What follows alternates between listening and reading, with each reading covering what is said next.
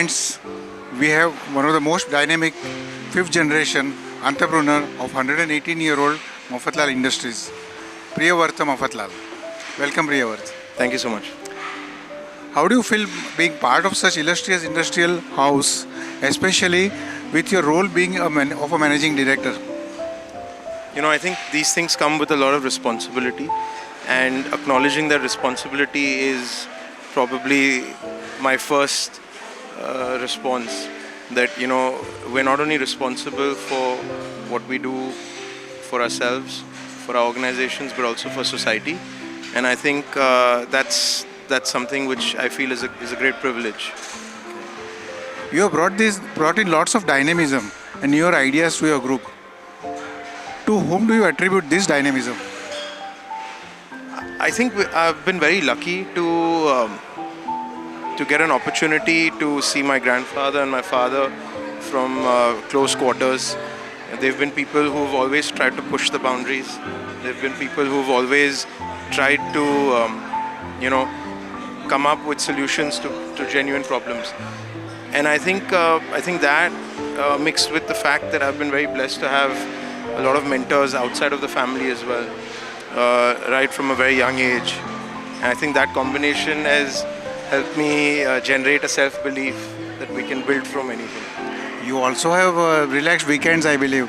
Saturday, Sundays you don't work or you don't work. I try to bring a balance. I try and keep the weekends for the family and spend the weekday with my office family.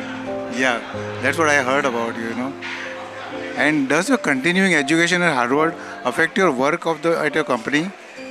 No, I think it's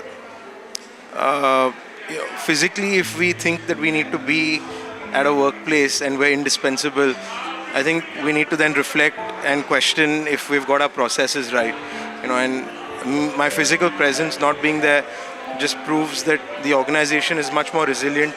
It's been there much before me. It'll hopefully be there much after me. And that resilience is important. Yeah. There's a buzz of alternate investment avenues in large business houses. You have introduced EdTech, health and hygiene and information technology. Your take on these verticals of future? I think education and healthcare in general are sectors which will always keep growing, especially in a country like ours.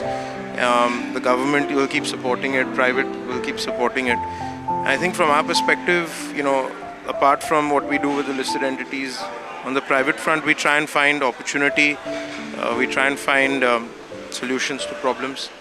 And that's the only goal, to kind of find something that can kind of scale up, create impact.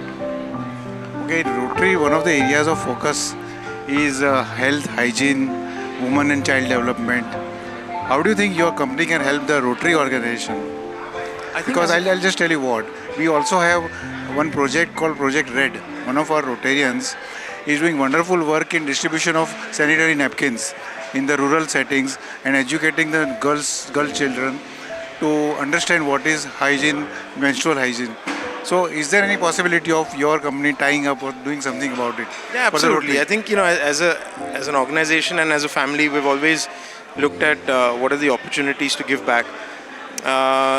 Sanitary napkins is something that we entered about 5 years ago, and we find ourselves one of the largest suppliers for state governments. They have a similar program to how you described Rotary's program is, where at a school level there's a distribution of sanitary napkins as an awareness. I'm sure we can sit down and have a conversation about it. Yeah, because there are places where we put in vending machines of sanitary napkins for girl child, and at the same time the sanitary napkin disposable systems are also prevalent. So there a common area can be there. Absolutely. What is your last question, of course? What is your advice to young entrepreneurs of family-oriented industries? What is the advice? Because there are many industries which wither away after 3 years, 3 generations. No, I think a lot of the time we end up becoming our own enemy. The mind bogs us down. The stress levels bogs us down. And I think when we understand that it's a responsibility, that grounds us. I think it's important to have a purpose-driven goal entrenched in some values, because my experience and my opinion is, without that it would be very difficult to keep moving towards the goal and continue going from generation to generation. I think the idea is that, you know, we're just another number in a long line of individuals who can contribute. Thank you very much. Thank you very much, Priyavrata, for having spared your valuable time. We at Rotary Optimus Studio and RI District 3141 will always remember and grateful to you. Thank you so much, Doctor.